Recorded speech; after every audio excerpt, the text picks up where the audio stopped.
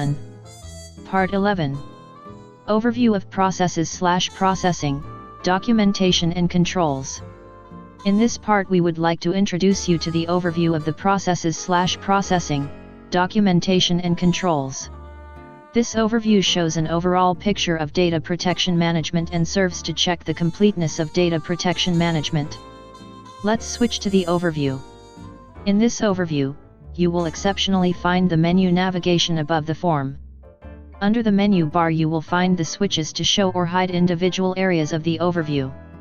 After you have selected or deselected an area there, you must always update the filter, otherwise your changes will not be reflected in the overview.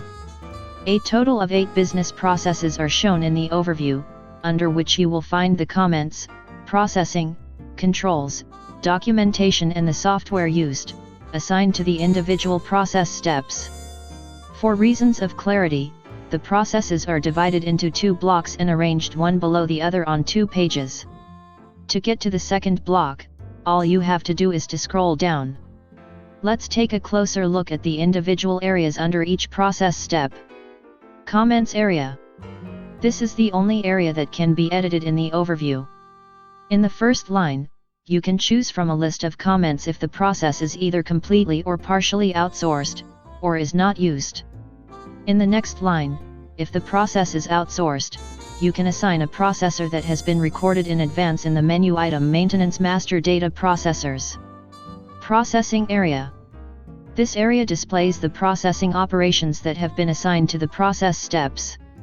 Behind each processing you can see by means of a symbol whether the processing is up to date or needs to be revised.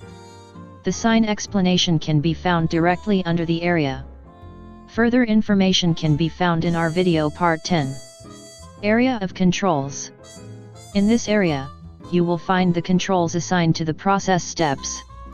Behind each control you can see by means of a symbol the result of the last control test. The sign explanation can be found directly under this area. More information about the control directory can be found in our video part 8. Documentation area. In this area you will find the data protection documentation assigned to the process steps. Behind each documentation, you can see by means of an icon whether the documentation is up to date or whether it needs to be revised. The sign explanation can be found directly under this area. Further information on the menu item documentation can be found in our video part 7. Software area. In this area you will find the software used in the business processes.